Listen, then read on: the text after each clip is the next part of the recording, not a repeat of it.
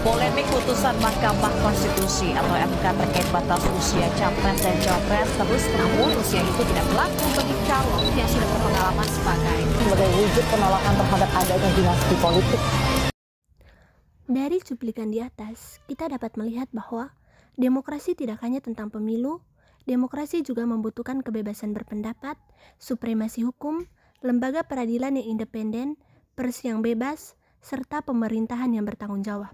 Jangan berharap demokrasi itu datang dari langit dihadiahkan, tidak ada.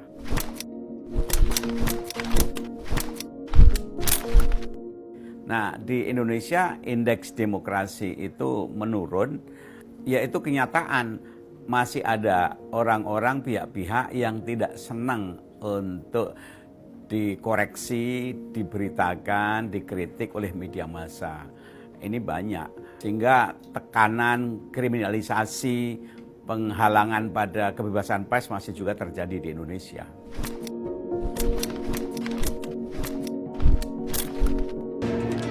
The Economist Intelligence Unit mencatat indeks demokrasi Indonesia mengalami penurunan dalam 5 tahun terakhir. Dari 6,71 pada tahun 2021 dan 2022 menjadi 6,30 di awal tahun ini. Kemunduran demokrasi dapat terlihat dari melemahnya pengawasan terhadap kekuasaan, berkurangnya kebebasan menyampaikan pendapat, rendahnya partisipasi masyarakat dalam pengambilan keputusan, hingga munculnya kebijakan yang dianggap tidak mencerminkan aspirasi rakyat. Di sisi lain, muncul pula kekhawatiran terhadap melemahnya independensi lembaga negara, meningkatnya polarisasi politik, serta menurunnya kepercayaan masyarakat terhadap institusi pemerintah.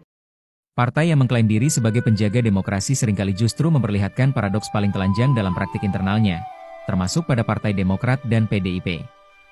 Di ruang publik, keduanya kerap berbicara tentang demokrasi, kaderisasi, dan kedaulatan anggota. Namun di dalam partai pola kekuasaan terlihat sangat terpusat dan beraroma dinasti.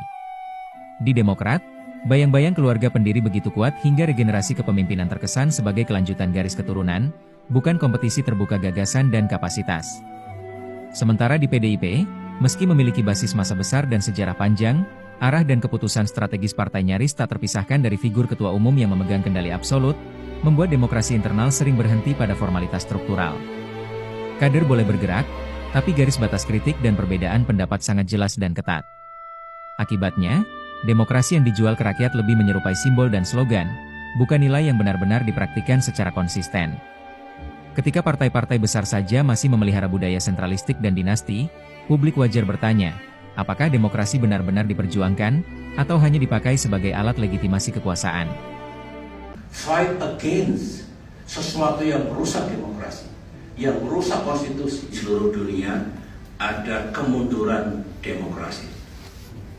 Setback, regressions of democracy around the globe. Konon Indonesia dilihat juga mengalami beberapa setback kemunduran. The people of Indonesia, kalau kita bicara our democracy, mari kita jaga. Fight for democracy. Fight against sesuatu yang merusak demokrasi, yang merusak konstitusi, yang merusak kerangka bernegara, yang merusak adanya checks and balances, yang merusak tatanan bernegara yang baik, and so on and so on. Sebagai orang tua, sebagai former leader, tentu saya wajib mendukung pemimpin-pemimpin setelah saya, termasuk sekarang Presiden Prabowo dan Presiden manapun, dengan hope, and I should be part of the solution. I should be part of the progress. Demokrasi elektoral di Indonesia selama ini jauh dari rakyat kecil. Tak jarang rakyat kecil termasuk kelas pekerja hanya dijadikan komoditi politik oleh elit politik dan kaum oligarki. Orang miskin itu miskin bukan karena nasib, bukan karena takdir, tapi ada kebijakan secara struktural yang membuat mereka miskin begitu. Saya seorang pekerja, harus ngurus keluarga, berangkat pagi, pulang sore, kadang malam, supaya anak-anak bisa sekolah. Waktu subuh saya mau ngambil air wudhu, disergap saya waktu itu ditangkap. Saya ditangkapnya ditelanjangin tanpa busana dilempar ke truk. Begitu kita mau digusur, nggak ada dewan seorang pun yang datang membantu kita. Karena justru ketika kita tidak paham politik dan tidak mau bergabung dengan politik, maka aturan yang dibuat oleh mereka itu justru berseberangan dengan kepentingan kita. Mana dicantumkan dalam Undang-Undang Cipta Kerja juga kan, seseorang yang mengalami kecacatan diperbolehkan diberhentikan dari pekerjaan. Itu sangat-sangat menjadi masalah banget bagi komunitas disabilitas. Kayaknya ada cahaya baru kayak gitu, untuk harapan baru untuk pekerja rumah tangga bersama partai buruh seperti itu. Makanya sekarang JRMK memutuskan untuk politik. Saya akan serahkan semua, saya infakkan hidup saya untuk masyarakat. Petani harus kuat, jangan sampai petani dikasih raskin.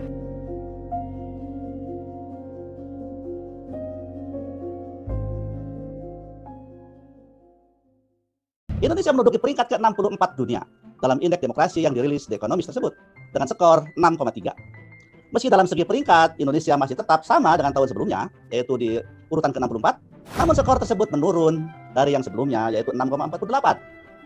Ini merupakan angka terendah yang diperoleh Indonesia dalam kurun waktu 14 tahun terakhir. Pertanyaannya adalah mengapa hal yang demikian itu terjadi kepada negara kita? Para mahasiswa yang budiman dan hadirin yang berbahagia, di para tanaman, demokrasi juga perlu dirawat. Karena jika tidak, demokrasi hidup di tengah cengkraman hama, maka akan lahir demokrasi yang tidak sempurna. Demikian istilah yang diberikan oleh The Economist kepada negara-negara yang memiliki skor seperti kita peroleh. Suatu situasi yang dapat menjadi hama bagi demokrasi, misalnya, elit politik yang terus tertikai, sementara rancang bangun undang-undang yang miskin kapasitas argumentatif dan deliberatif terus diproduksi. Apa sebenarnya jadi persoalan atau akar persoalan dengan demokrasi, khususnya di negara dunia ketiga, termasuk di Indonesia?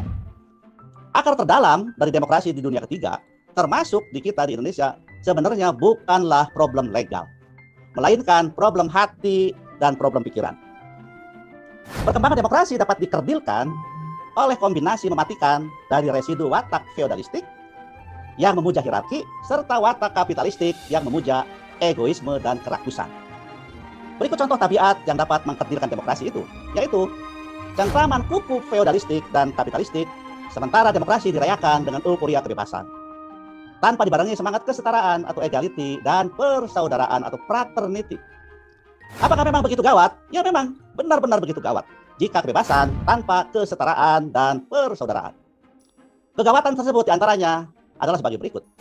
Kebebasan tanpa kesetaraan dan persaudaraan akan berkembang liar, sebatas kebebasan alamiah, atau dalam konsep pendidikan kewarganegaraan disebut natural liberty, yang mengedepankan kepentingan sendiri dan golongan, maka timbullah oligarki, mengabaikan kebebasan kewargaan, atau yang kita kenal sebagai civil liberty, yang memperjuangkan kebaikan hidup bersama atau common good. Yang kedua, kebebasan tanpa kesetaraan dan persaudaraan membuat kedirian tak memiliki ikatan solidaritas kewargaan. Komunalisme tak memiliki pertautan imajinasi kebangsaan. Yang ketiga, kebebasan tanpa kesetaraan dan persaudaraan membuat produk perundang-undangan hanya mengukuhkan kemapanan dan status quo, mengingkari cita rasa keadilan dan keadaban publik. Yang keempat, kebebasan tanpa kesetaraan dan persaudaraan membuat prosedur pemilihan langsung hanya membentangkan karpet merah bagi dominasi oligarki feodalistik dan kapitalistik. Yang kelima, di atas semua itu, kebebasan tanpa kesetaraan dan persaudaraan membuat demokrasi kita kehilangan basis moralnya. Para mahasiswa yang budiman dan para hadirin yang berbahagia, mungkin kalian bertanya, bukankah kita memiliki Pancasila sebagai bintang penuntun? Ya, memang benar. Kita menjadikan Pancasila sebagai pandangan hidup. Kita juga menjadikan Pancasila sebagai dasar negara dan sebagainya. Peran-peran yang dibebankan, yang diberikan, dinisbatkan kepada Pancasila. Akan tetapi, inkonsistensi dalam pengamalannya. Mari kita perhatikan. Yang pertama, dengan sila ketuhanan yang Maha Esa, manusia itu sebetulnya dipandang setara di depan kasih Tuhan. Namun, apa dasar pembenarannya bahwa manusia dipandang setara di depan Tuhan, tetapi tidak setara di depan sesama manusia? Yang kedua, dengan sila kemanusiaan yang adil dan beradab, manusia itu dipandang ada bersama dengan yang lain atas dasar cinta kasih yang mewujud dalam keadilan dan keadaban. Namun apa dasar pembenarannya bahwa keadilan dan keadaban dalam suatu komunitas politik penuh diskriminasi, inklusi, dan permusuhan? Yang ketiga, dengan sila persatuan, negara melindungi segenap bangsa Indonesia dan seluruh tumpah darah Indonesia. Namun apa dasar pembenarannya bahwa persatuan dalam suatu komunitas politik berdiri di atas kepentingan perseorangan dan golongan tanpa kesanggupan merajut kekuatan semua untuk semua. Yang keempat, dengan sila kerakyatan yang dipimpin oleh hikmat kebijaksanaan, demokrasi hendak dijalankan melalui negara hukum yang memperjuangkan negara persatuan dan keadilan dengan semangat permusyawaratan dan hikmat kebijaksanaan. Namun apa dasar pembenarannya bahwa negara persatuan dan semangat permusyawaratan dalam suatu komunitas politik dengan gurita dominasi partai politik yang menyulitkan proses agregasi aspirasi kekuatan lain serta menepikan proses-proses deliberatif yang inklusif dan bijaksana. Yang terakhir, yang kelima, dengan sila keadilan sosial bagi seluruh rakyat Indonesia, manusia sebagai makhluk rohani yang menjasmani dipandang sama-sama memerlukan kesejahteraan yang menuntut keadilan dalam distribusi harta, kesempatan, dan privilege sosial lainnya. Namun apa dasar pembenarannya bahwa keadilan sosial dalam suatu komunitas politik dengan ketimpangan sosial yang tajam, ketidaksetaraan dalam akses terhadap pendidikan, terhadap kesehatan, terhadap pemerolehan pekerjaan, terhadap pemerolehan pemodalan, serta dalam penguasaan privilege politik oleh oligarki keturunan dan pemodal. Alhasil, kebebasan tanpa kesetaraan dan persaudaraan membuat kebebasan demokratis kehilangan roh kebajikan bersamanya. Hadirin yang berbahagia dan para mahasiswa yang budiman, perkembangan demokrasi yang kita alami ini seolah menjelma bayangan kekhawatiran Alexis de Tocqueville tentang pasar yang menciptakan kondisi demokrasi dengan raga yang bebas tetapi jiwanya yang telah diperbudak. Itulah Alexis de Tocqueville dalam bukunya Democracy in America sudah memperingatkan bagaimana pada masa yang akan datang pasar sangat menghegemoni demokrasi. Di bawah hegemoni watak feudalistik dan kapitalistik, kebebasan demokratis berpotensi meminggirkan kepentingan umum dan peran warga dalam berdemokrasi. Hadirin yang berbahagia, dalam kaitan ini Benjamin Barber mengingatkan bahwa pendalaman dan perluasan penetrasi pasar pada demokrasi bisa memfripatkan warga negara sehingga aku ditinggikan di atas kita. Itu persoalannya. Ideologi privatisasi menempatkan pilihan sebagai suatu yang bersifat pribadi, bukan menentukan kehendak bersama, tetapi sebatas kumpulan dan rata keinginan pribadi. Maka terjadilah peminggiran terhadap segala yang bersifat sivik. Terjadi peminggiran terhadap segala yang bersifat publik. Dengan kata lain, kapitalisme tanpa ketahanan budaya kewargaan yang inklusif bisa menggerus kebajikan publik dan demokrasi di titik terdalamnya, yaitu individu. Termasuk kita sendiri sebagai individu. Masyarakat demokratis akhirnya dijajah oleh kepentingan imperatif pasar. Kehidupannya diseragamkan, ruang publiknya dirampas dengan privatisasi, dan identitasnya dikerus ke dalam merek dan logo. Dengan tendensi seperti itu, usaha menyehatkan demokrasi Indonesia tidak bisa hanya dengan terus gonta-ganti prosedur dan perundang-undangan, melainkan perlu menyembuhkan sisi kejiwaan demokrasi kita itu sendiri. Kita memerlukan semacam kekuatan spiritual untuk merekatkan kembali tenunan kewargaan kita yang robek. Hadirin yang terhormat, politik harus dikembalikan ke pangkal pengertiannya sebagai seni mulia mengelola republik demi kebajikan kolektif. Itu sebetulnya definisi dari politik yang sejati. Dasar mengada dari politik adalah budaya kewargaan, atau pada zaman Plato disebut budaya kota. Warga kota, atau sekarang kita sebut warga negara, menunjukkan rasa memiliki dan mencintai kota dan republiknya. Bukan sekadar jadi penduduk yang menumpang tidur demi mencari makan dan kepentingan sendiri. Aktif terlibat, bergerak, dan berbaur dengan segala keragaman di ruang publik. Itu sejatinya dari pengertian politik. Keterlibatan dalam ruang publik itu memerlukan penguatan dan ikatan kewargaan berbasis kebebasan, kesetaraan, dan persaudaraan yang menumbuhkan emosi publik. Ikatan kewargaan itu berupa seperangkat keyakinan, seperangkat nilai, simbol, dan ritual bersama yang kerap disebut dalam konsep sosiologi disebut civil religion. Bahwa setiap warga selain sebagai pribadi yang otonom harus juga bisa menyatu dalam spirit kolektif kewargaan di bawah tuntunan civil religion yang dapat membawa bangsa menuju kebaikan dan kebahagiaan hidup bersama.